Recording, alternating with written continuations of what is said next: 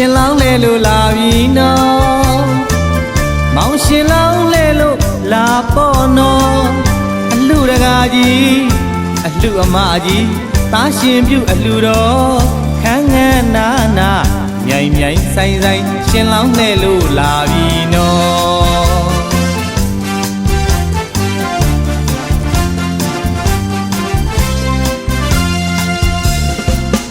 ရှင်လောင်းလဲလို့လာပြီနော်မောင်ရှင်လောင်းလဲလို့လာပေါ့နော်အလှတကားကြီးအလှအမကြီးသားရှင်ပြုအလှတော်ခန်းငန်းနာနာမြိုင်မြိုင်ဆိုင်ဆိုင်ရှင်လောင်းလဲလို့လာပြီနော်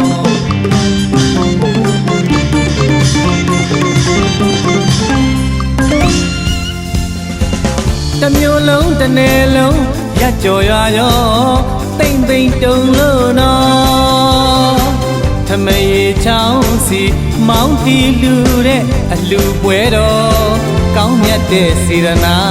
ယူစင်တန်ရှင်းလာတယ်နော်သားသားလေးရှင်လောင်းဝစားလေးနဲ့ပြုံးလို့ရွှင်ပြောအလူတကားကြီးလည်းပြောအလူမကြီးလည်းပြောဒီနေ့ဒီရဲ့ရှင်လောင်းနဲ့လို့လာပြီနော်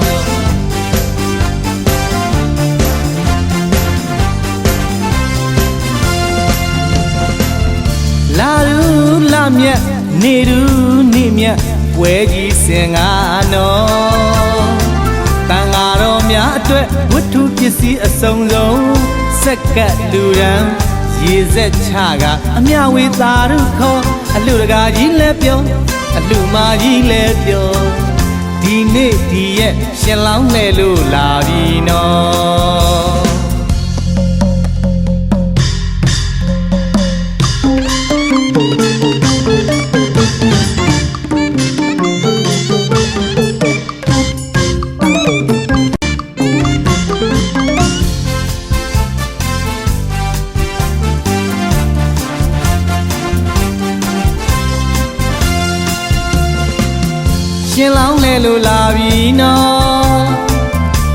ရှင်လောင်းလဲလို့လာပေါ်နော်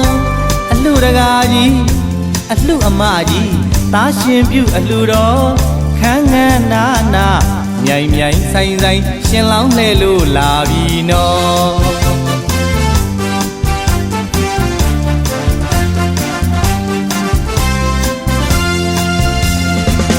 တစ်မျိုးလုံးတစ်နယ်လုံးရက်ကြော်ရကြောတိမ်တိမ်တုံလို့နော်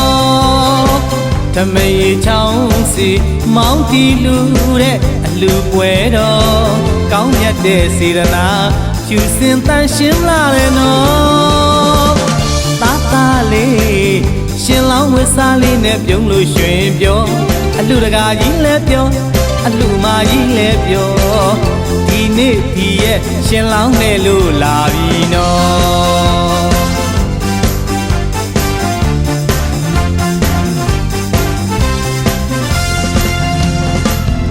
လာရူလာမြတ်နေရူနေမြတ်ပွဲကြီးစင်ကနော်တန်ဃာတော်များအတွက်ဝတ္ထုပစ္စည်းအစုံဆုံးစက္ကန့်လူရန်ရေစက်ချကအမြဝေသာရုခေါ်အလှတကားကြီးလည်းပြောအလှမကြီးလည်းပြောဒီနေ့ဒီရဲ့ရှင်လောင်းလှဲလို့လာပြီနော်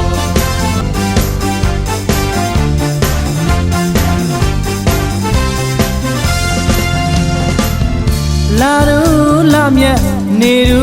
နေမြတ်ပွဲကြီးစင်ကနော်တန်ဃာတော်များအတွက်ဝတ္ထုပစ္စည်းအစုံဆုံးစက္ကန့်လူရန်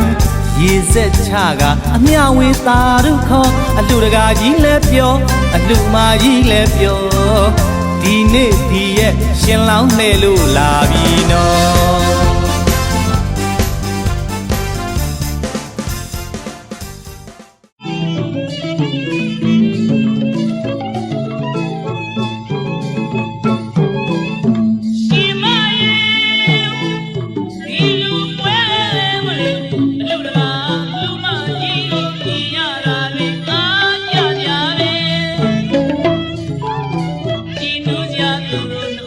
About it, this is only way.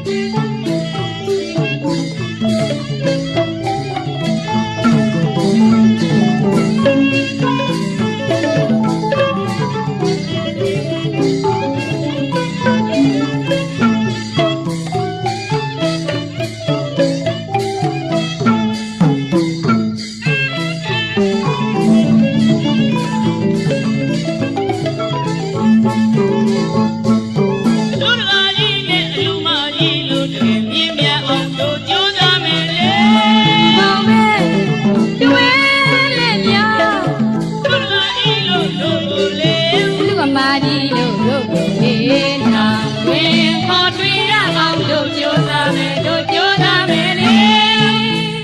ရှင်မရေမောင်ကြီးရေရှင်မရေ မောင်ကြီးရေရှင်မရေ မောင်ကြီးရေရှင်မရေ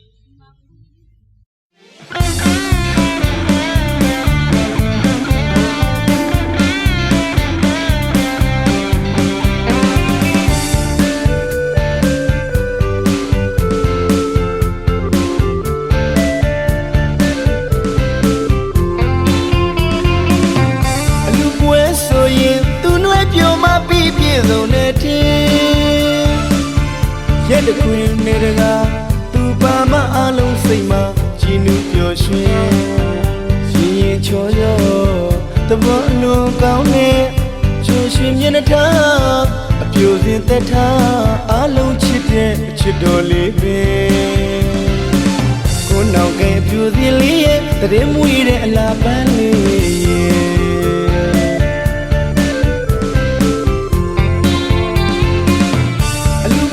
ဆိုရင်သူနှွဲပြုံမပြီးပြည့်စုံတဲ့天ရက်တခွင်နေတကားသူပါမအလုံးစိတ်မှာကြည်နူးပျော်ရွှင်ရင်ရင်ချောရောတဘောအလွန်ကောင်းတဲ့ချွှင်ရွှင်မျက်နှာထားအပြိုစင်သက်ထားအလုံးချစ်တဲ့အချစ်တော်လေးပဲကိုနောက်ကဲပြူစင်လေးရဲ့တရင်မွေးတဲ့အလားပန်းလေး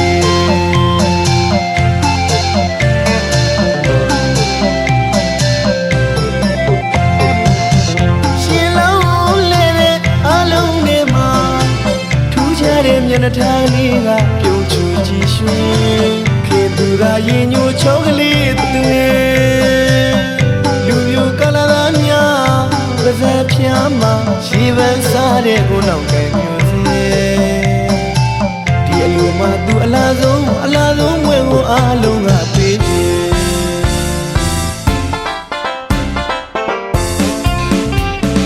လူတိုင်းချစ်တဲ့ပြူကျော်လေးကိုနောက်ကဲပြူစေအလားဆုံးကိုနောက်ကဲပြူစေလူတိုင်းချစ်တဲ့ပြူကျော်လေးကိုနောက်ကဲပြူစေအတူဝဲရင်မအလားဆုံးကိုနောက်ကဲပြူစေဒီကဗျာဖွင့်မပြီးရေးစာချက်မမီဒီအပြူစေလေးကလာတဲ့ထင်စီတောင်းတကယ်ကောင်းနေအလားမြဲချဲကိုနောက်ကဲပြူစေ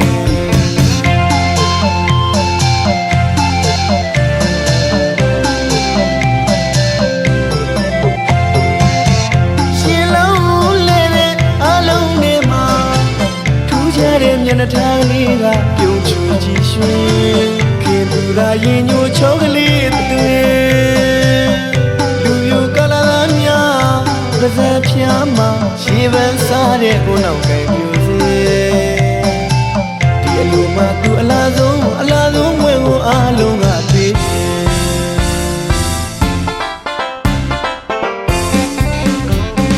လူတိုင်းချစ်တဲ့ပြူကျော်လေးကိုနောက်ကဲပြူစေ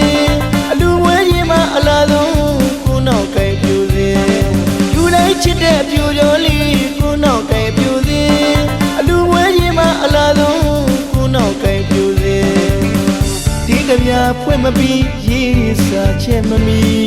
ဒီအပြူစေလေးကလာတဲ့ထင်စီတောင်းတကယ်ကောင်းနေအလားမြက်ချဲကိုနောက်ကဲပြူ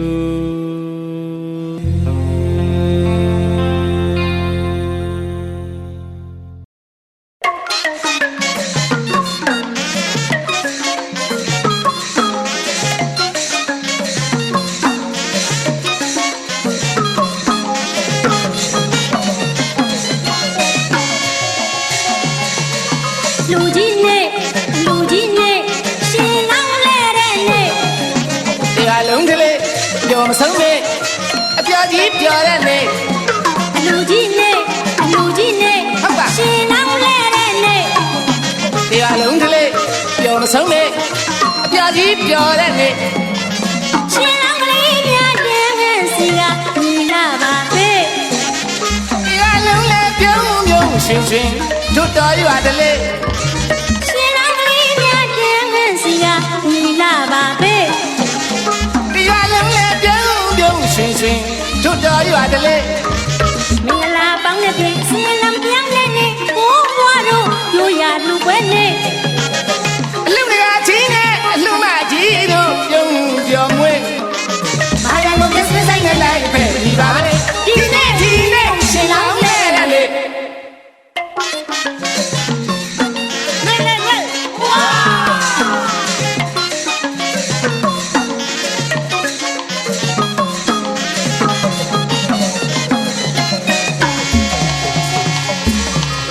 တို့ဝိုင်းပြီးတဲ့ကိုကြီးတို့ရဲ့ဆိုတဲ့ချင်းတန်တွေ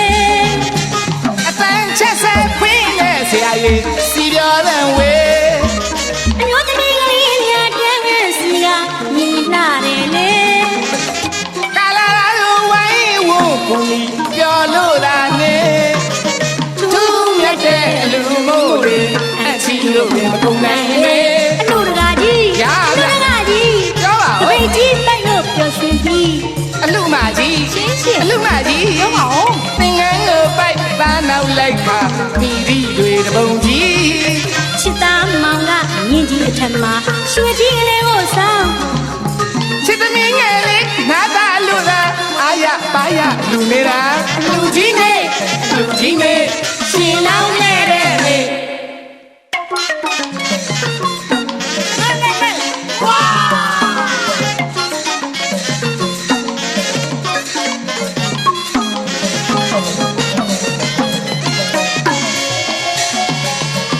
လူကြီးနဲ့ရှင်လောင်းလဲတဲ့နေ့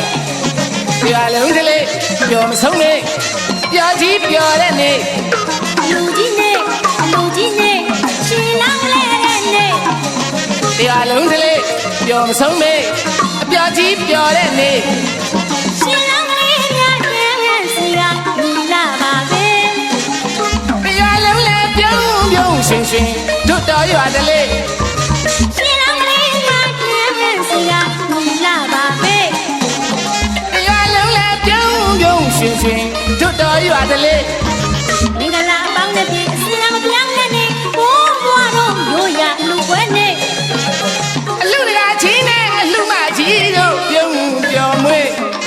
မာယာကိုကစဆိုင်နဲ့လိုက်ပဲဒီပါပဲဒီနေ့ရှင်လောင်းလဲတဲ့နေ့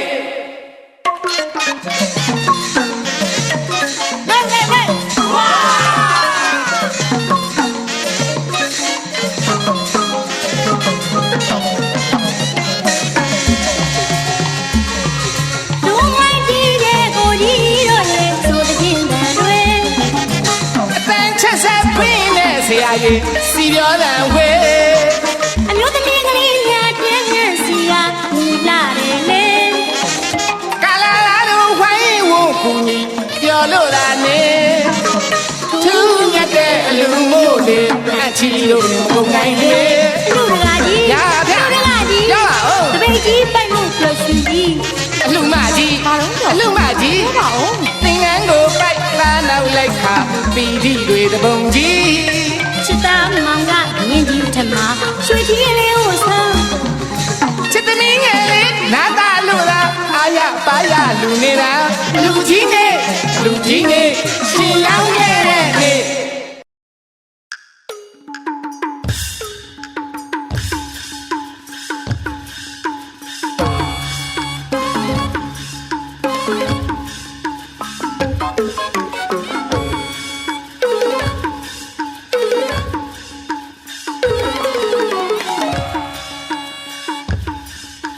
ဝိတာကကြောင့်မကြီးရဲ့ပြော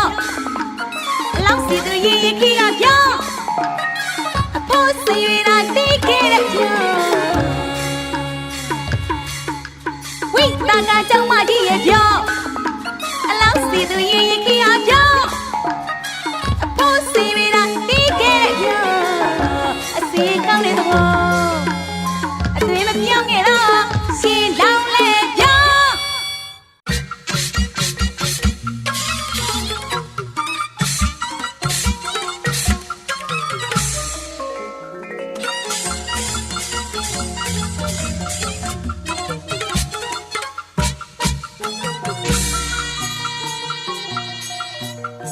那里讲理表不呀的乖，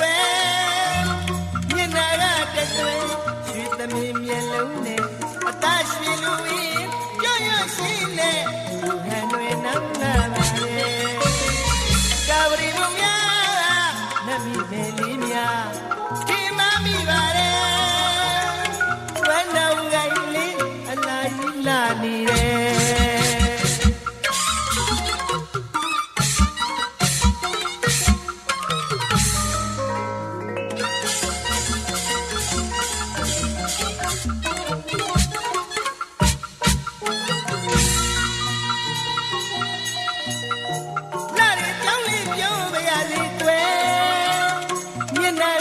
တွင်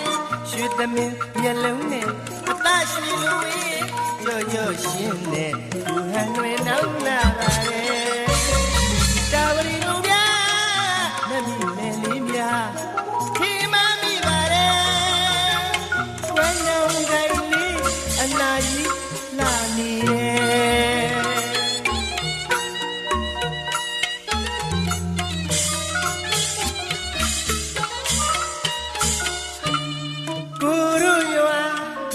အလူပဲရှင်လုံးလဲလဲရောတဲ့သားတယ်ရွာအဝေးလဲမြောင်ဝေးပဲကညာခင်ကွမ်းတော်ပွင့်လို့ပြုံးပြုံးလေးနဲ့ရှင်ပါတယ်ကိုတို့ရွာဒီအလူပဲရှင်လုံးလဲလဲရောတဲ့သားတယ်ရွာအဝေးလဲမြောင်ဝေးပဲကညာခင်ကွမ်းတော်ပွင့်လို့ပြုံးပြုံးလေးနဲ့ရှင်ပါတယ်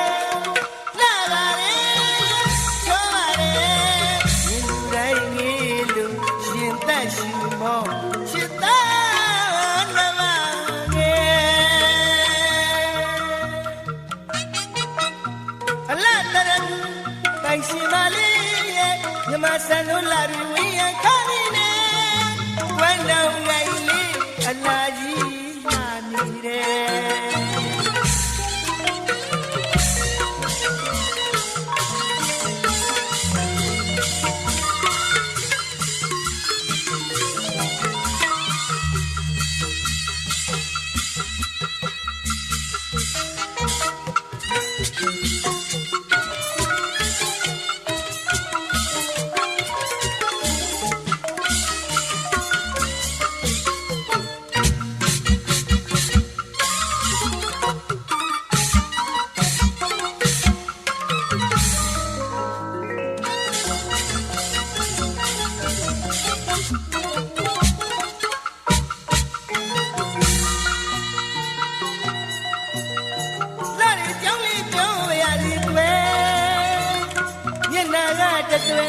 ရွှေသမင်းမျက်လုံးနဲ့အသားရွှေလူရင်းကြောက်ရွံ့ရှင်းနဲ့ဘူဟန်တွင်နောက်လာပါတယ်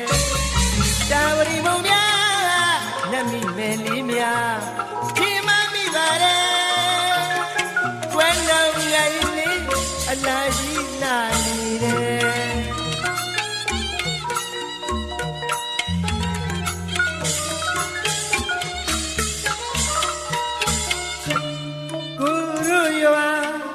ဒီအလူပဲရှင်လုံးလဲလဲရောတဲ့သားတယ်ရွာအဝေးလမ်းမြောင်ဝေးဝဲကညာခေကွမ်းတော်ပွင့်လို့ပြုံးပြုံးလေးနဲ့ရှင်ပါတယ်ကိုတို့ရွာဒီအလူပဲရှင်လုံးလဲလဲရောတဲ့သားတယ်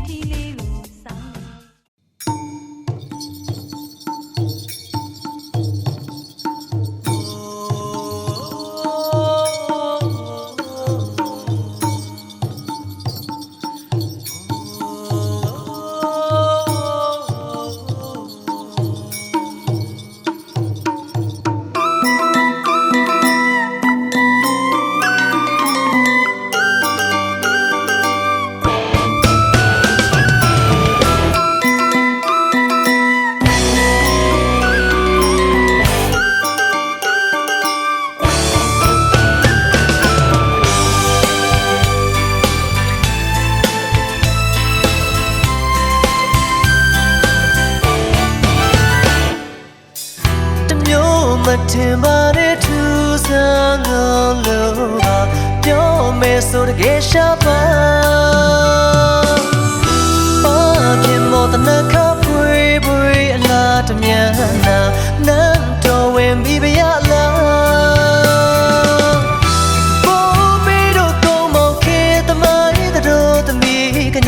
နိုင်တူမဲ့လာယူပါတွေ့ဘူးပြီကွာပို့ပို့ပြောတာတွေ့ဘူးပြီကွာဖေးဖေးပြောတာတွေ့ဘူးပြီကွာပို့ပို့ပြောတာတွေ့ဘူးပြီကွာမေမေပြောတာမဟာဆန်နဲ့လားတော်မင်းနဲ့လား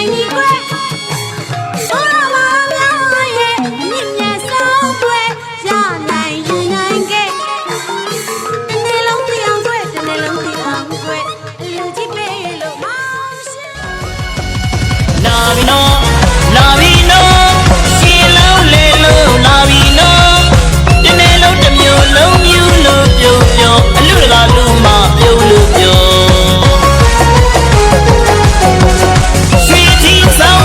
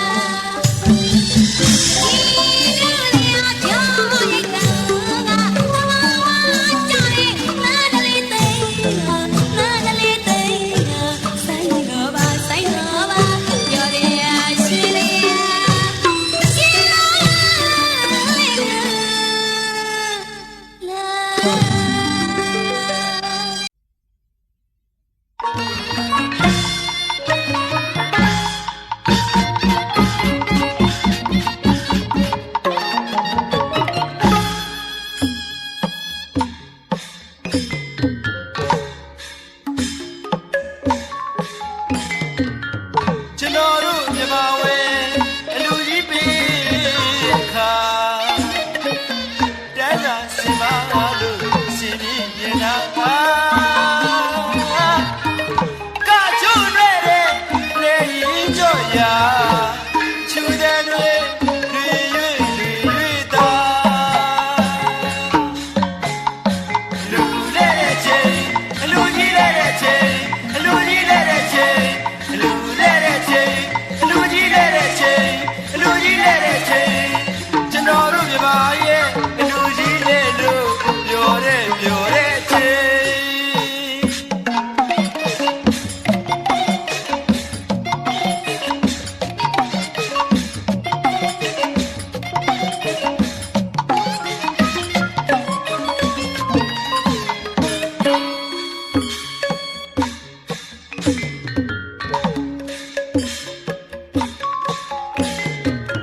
ကျွန်တော်တို့မြန်မာဝဲအလူကြီးပေးတဲ့အခါတန်းစာစီမလို့စင်မြင့်ပြနာကချုံရဲတဲ့လေရင်ကြော့ရာချူတဲ့တွေရွေတာအလူလဲတဲ့ချိန်အလူကြီးလဲတဲ့ချိန်အလူကြီးလဲတဲ့ချိန်အလူလဲတဲ့ချိန်အလူကြီးလဲတဲ့ချိန်အလူကြီးလဲတဲ့ချိန်ကျွန်တော်တို့မြန်မာရဲ့အလူကြီးလဲလို့ပြောတဲ့ချိန်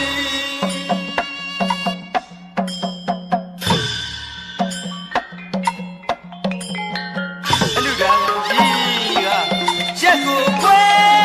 တပိတ်ကိုလွဲတော့လိုက်ဖက်ကြီးချွေနေအိုးအလူပါကြီးရဲ့ကိုဒီလေဆုံးလာပါတယ်အလူလဲတဲ့ချိန်အလူကြီးလဲတဲ့ချိန်အလူကြီးလဲတဲ့ချိန်အလူလဲတဲ့ချိန်အလူကြီးလဲတဲ့ချိန်အလူကြီးလဲတဲ့ချိန်ကျွန်တော်တို့မြန်မာရဲ့အလူကြီးလဲလို့ပြောတဲ့ချိန်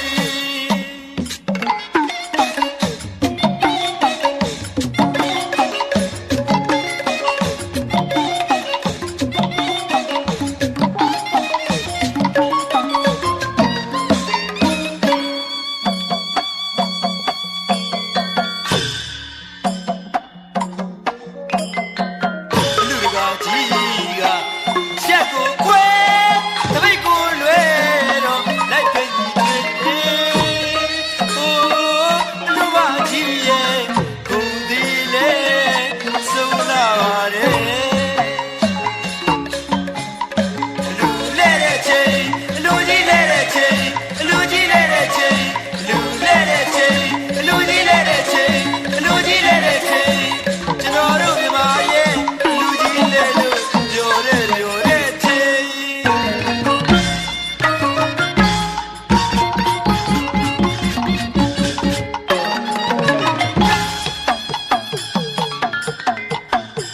ကိုရှိယူကဖြည်းဖြည်းနဲ့တော့ချင်ပါလို့ကကွယ်ဆုံးစွာ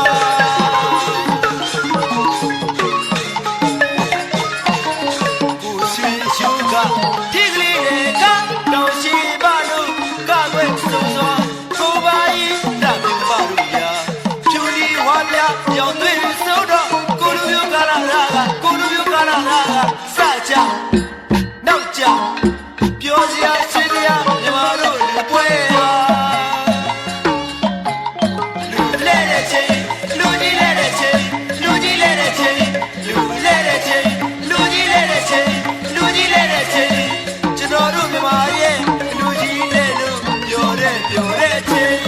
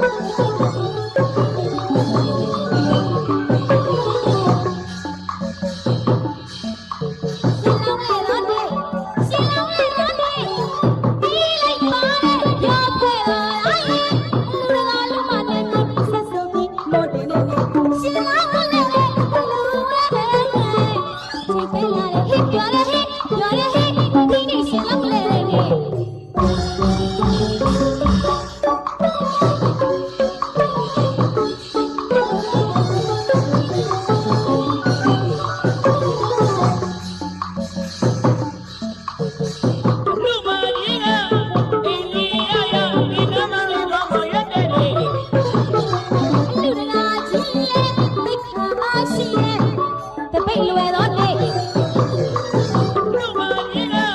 အိန္ဒိယရဒီနမလေးကောင်းတော်ရက်တဲ့နေ့ လူရနာကြီးလေဖိတ်ခွာရှိရဲ့ဖိတ်လွယ်သောနေ့ ရင်းကြီးပါတွင်ဘာမောစီလို့ရှင်းလောင်းလေးတဲ့နေ့ သမီးလေးကိုနာတော့ဖိတ်ရဲ့နေ့ ရင်းကြီးပါတွင်ဘာမောစီလို့ရှင်းလောင်းလေးတဲ့နေ့ သမီးလေးကိုနာတော့ဖိတ်ရဲ့နေ့ လူမျိုးလေးတွေကလည်းဆုံးကိုစားပြီးပြေဖို့တိတ်ချိုးတဲ့နေ့ ပြိုလေးရများလေဘကွက်ချလေးနဲ့တအားလာတဲ့နေ့ လူမျိုးလေးတွေကလည်းဆုံးကိုစားပြီးပြေဖို့တိတ်ချိုးတဲ့နေ့ ပြိုလေးရများလေဘကွက်ချလေးနဲ့တအားလာတဲ့နေ့ ဘုံတော်ကလေးဟိုလာတဲ့နေ့ ရှုပ်တဲ့ကလေးဆဲတဲ့နေ့ ဘုံတော်ကလေးဟိုလာတဲ့နေ့ ရှုပ်တဲ့ကလေးဆဲတဲ့နေ့ပြောရဟဲ့ပြောရဟဲ့ဒီနေ့ချင်းလုံးလေးတဲ့နေ့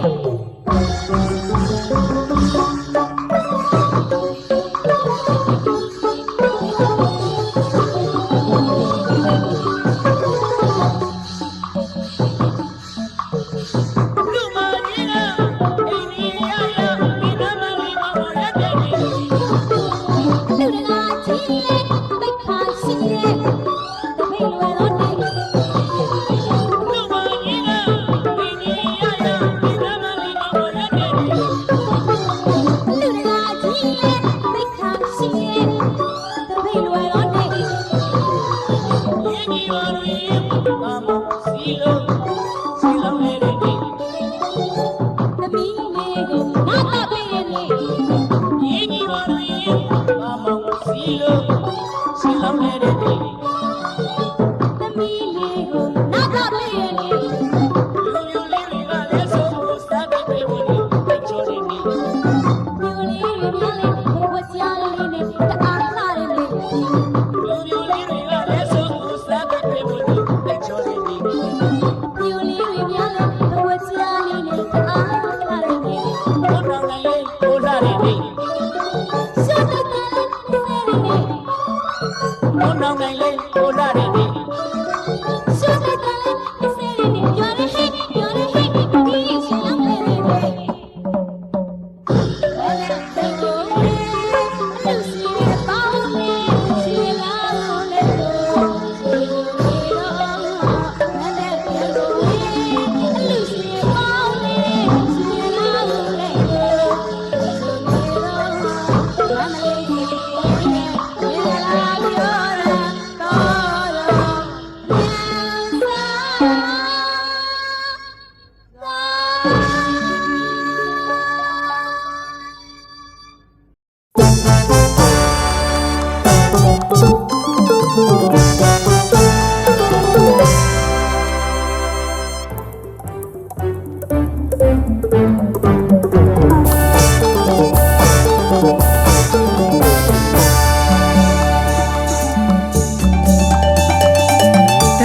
တရားနဲ့ပြည့်တဲ့လူပွဲတော်စေတနာတရားနဲ့ပြည့်တဲ့လူပွဲတော်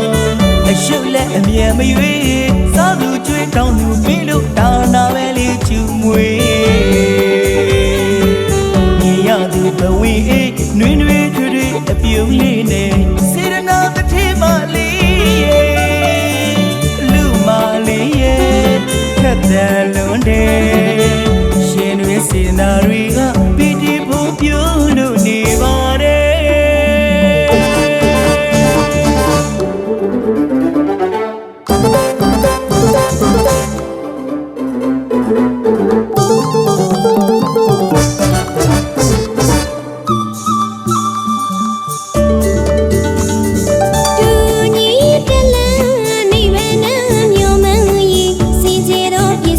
စာအ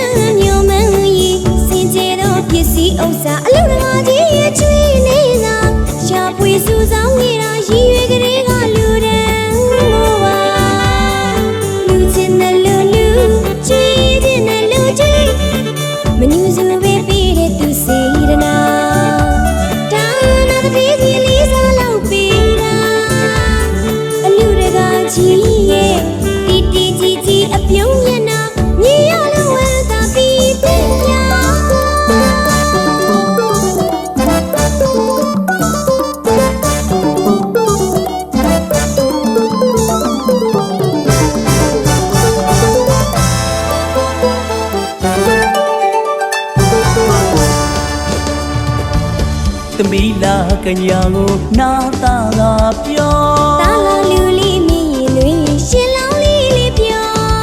ချစ်သမီးလာကညာကိုနာတာကပြော တာလာလူလေးမြင်ရင်တွေရှင်လောင်းလေးလေးပြော ဝတ်တုံမြေကြီးတုံခမန်းစိုးချက်ပေးလူတဲ့ ပေးမကြွေးမစင်တမရွေးတာနောက်စီတွေလွမ်း ဝတ်တုံမြေကြီးတုံခမန်းစိုးချက်ပေးလူတဲ့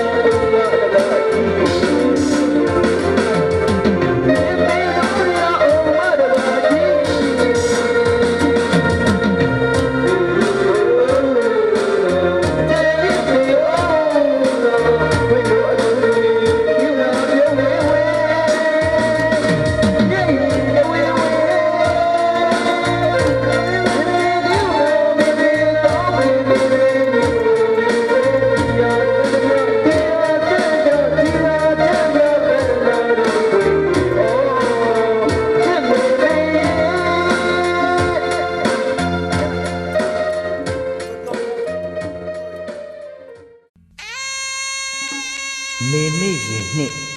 ချစ်၍မဆုံးပလဲကုံအလားဗရမ ्या အတွင်သားရွှေစင်ကိုကြည်လင်မြတ်တာစေရနာနဲ့တာမဏိရရှင့်ဘဝကိုအဖေသားကြီးဝစ်စီဒီပါကုသလဓမေအပြဝေလို့သားတို့ကောင်းကြီးခေါ်ဆိုပြီးပြန်ပြောတာတညိမ့်ညိရဲ့နဲ့ပါတကား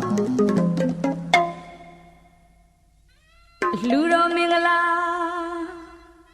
ပြောတာတငြိမ်ရဲ့နဲ့စပူပေါ်တစ်ခွင် နောအမှန်စိတ်များပါတဲ့အဟောဝတံတသိမ့်လိမ့်ကျွဲလို့ဒုက္ခိတာရှုကြည်က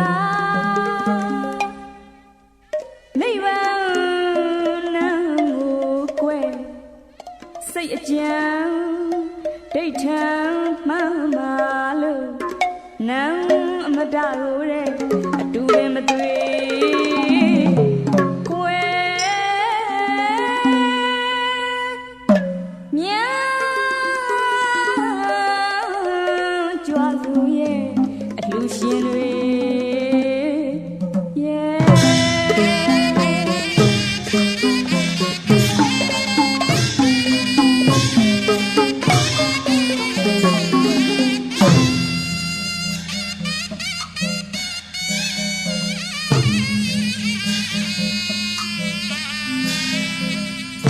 စေလာလွယ်ထွေးအမွေခင်ကလေးကရင်သွေးလေးကြည်လာရဲ့ရှင်သာမဏေမှုယူရတော့မယ်တွေးလို့တဲ့ဤခဲ့တယ်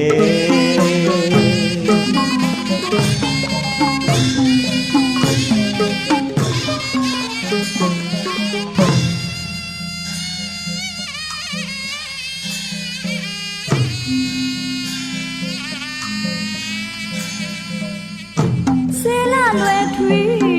ပမွေးရင်ကလေးကရင်သွေးလေး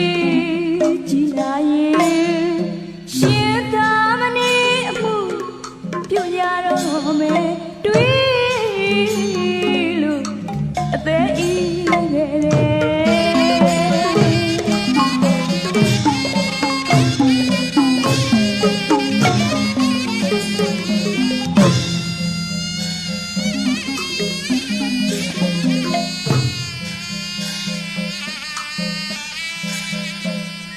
ဘဝ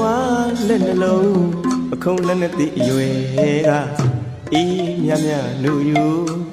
ငိုးရဲ့တိတ်စီဖို့မအိမ်မနေပြူစုယူရခဲ့တယ်ကွယ်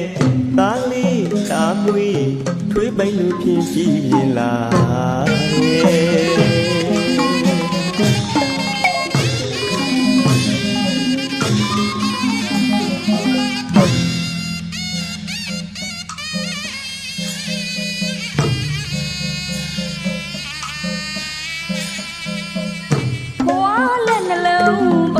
လက်မသိရွယ်ကအေးမြမြလို့ယူအငိုးရဲ့တိတ်စီကိုမအိမ်မနေပြူစုယူရခဲ့ကွယ်သားကလေးတအားမွေးထွေးပိုင်လို့ဖြင်းကြည့်ရင်လား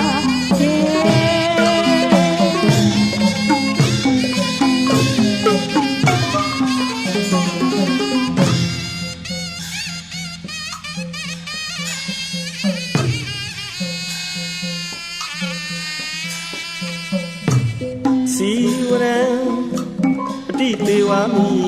အစရှိတဲ့သင်္ကန်းတော်လည်းရုပ်စုနိုင်ကြီးခွဲတရဏဂုံသုံးပါမရှိအောင်ခံလိုက်ကြကြမှန်တိုင်းစားစားပြုဖတ်တဲ့စေတိဟံကုန်ဆောင်ဘဝရောက်သင်္ကန်းစင်မြတ်မှာကွဲ့သားရဲ့အဖေရှုလို့မဝနိုင်လေ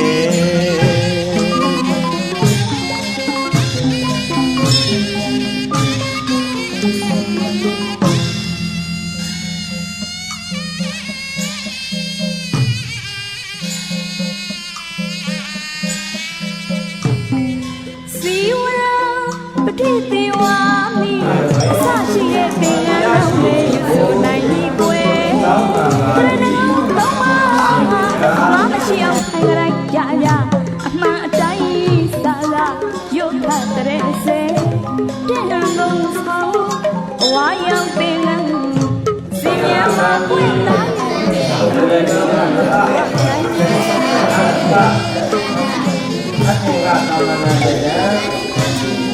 ဘောဓာတိယ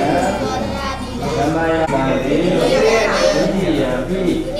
တတိယပိသာမတိ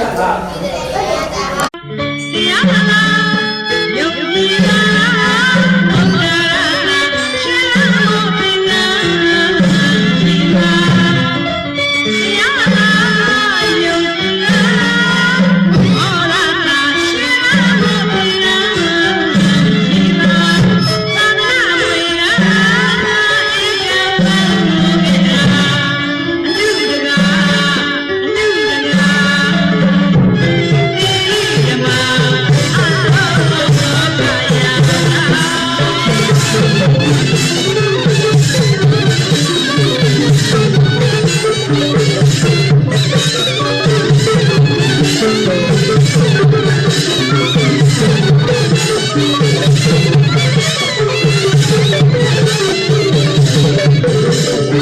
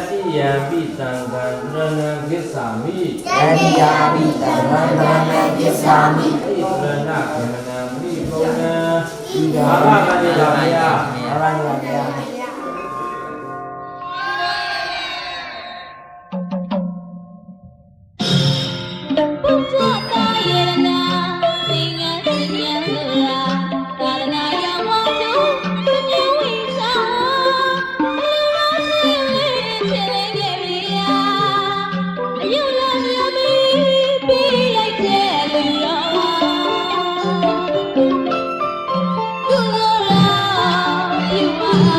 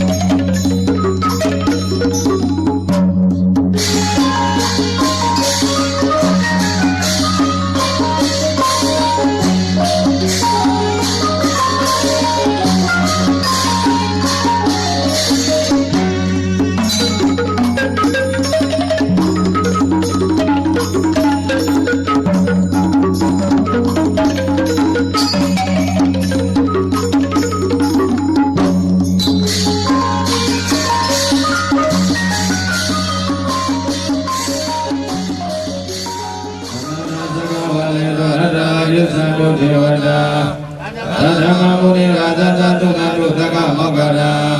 ဓမ္မသဝနာကာလောယမတန္တာဓမ္မသဝနာကာလောယမတန္တာဓမ္မသဝနာကာလောယမတန္တာနမောတသဗ္ဗဗဂဝတောအရဟံသမ္မာသမ္ဗုဒ္ဓတ္တနမောတသဗ္ဗဗဂဝတောအရဟံသမ္မာသမ္ဗုဒ္ဓတ္တနမောတသဗ္ဗဗဂဝတောအရဟံသမ္မာသမ္ဗုဒ္ဓတ္တယထာနုဘဝတောယကနေဝတတိနိပိသနာယေမိစေဝနုယောသတောရတိနိဝမတ္တနိတောဒုက္ခဥပရိသောသောသဘာဝကေစိတပတ္တိဧဝမာရိကုတုဗေဒပရိဒဓမ္မနာမယေအရဏိယမရဥပရိနာဇာနာသနမရအရိသပိစ္ဆာသကောဥဒ္ဒသုဒ္ဒသုဝရောသတ္တဘောလောနာနိမာတိသန္တောသဘောသံဝရောသဘာကေသောသဘာဝဥပဟောတိနာနိတိယောသနိဘောသအပကဘောဒုလေသာနုမေရောဒါသကောရမန္တရေမေစီယေနဝိညုမယောဘဝရေယောဒုလေသာဝါတိမေရောဝန္တဝန္တနာမောတုကိရိနာတာ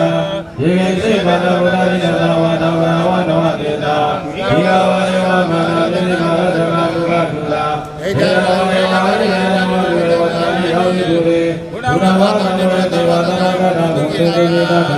နာဂရောဝနာနိမောခေရာနိကေနိမေနာခရယတာနိစီယာရတနာမေယတေနာနိကမဇ္ဇာဒုက္ခပိစေယနာရယတာတိယဘုဒ္ဓဘာဝိဘာယတောဘုဒ္ဓအတုရခေဒေဝဝေသောဘုရေတုခရတာဘာဝရေအပရိမာဏနေတေသာကဗ္ဗလောကသမေခရတာဘာဝရေအပရိမာဏ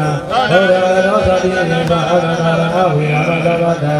ဧကသရတိတေသောဝတ္တယမေဝတ္တဝိဒမေသောယဥနာရေတိဒီကိနိမိနာဘဂဝါသေနဘာဝသောသမတရေတိသာရေဝနတမနောဘဂဝါဘဂဝါသောဘဂဝါနာတောသာရိကောကာရိကောဧကနောဝါနေယောသစ္စာနဝိရိသဘောယေမေသောမိမနောဘဂဝါသောသဗ္ဗကတံကောယာယမိမနောဘဂဝါသောသဗ္ဗကတံကောသာမေသမိမနောဘဂဝါသောသဗ္ဗကတံကောယတိနာသတ္တာရိပုရိသယုဂနိယတာပုရိသဘုဂ္ဂလာယေသာဘဂဝါသောသဗ္ဗကတံကောအာဟုတေရောအာဟုတေသန္တရဏနာဓမ္မသံဣသဘေကဝယံဝါသမိတတဝါလောမံသောနာဟိတတိမေတဝါဟိကလေသာယောသမ္နာဘောသကုသတတလောဘာဘဂဝါသောမိသာအာကန္တာသာဝေသောဘာဘေကရဏသသောဝနိဝတာသာဘဗုဒ္ဓလူဘဝေနသရတုပြေဘုံမိလေဝါယသောဘာဘေကရဏသသောဝနိဝတာသာဘဓမ္မလူဘဝေနသရတုပြေဘုံမိလေဝါယသောဘာဘေကရဏသသောဝနိဝတာသာဘဓမ္မလူဘဝေနသရတုပြေဘုံမိလေသဗ္ဗေတေဝသတုသောဝရောဝိနတတုအာယောမောနောတရာယတုပိနိမာယောဘဝအဘိဝါဒနာသီလိသသေသဝတ္တသာယေကောသတ္တရဓမ္မဝတ္တတိအာယုဝောနောသုခန္တနာ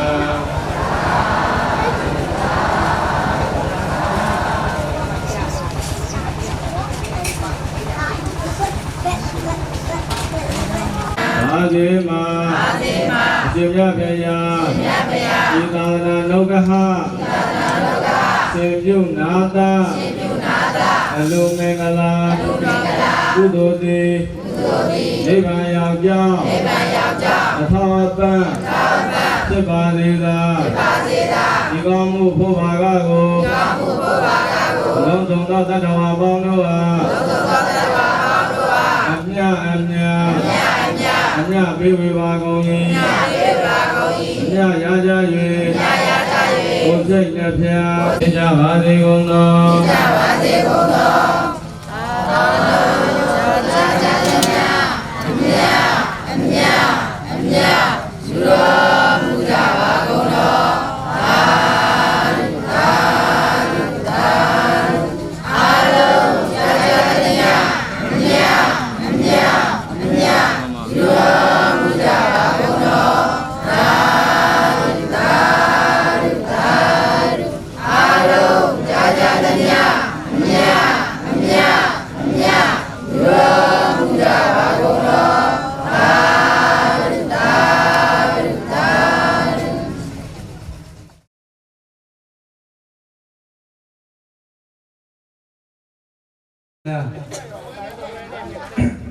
အလုဒါယိကာမဒေါ်အေးတွေ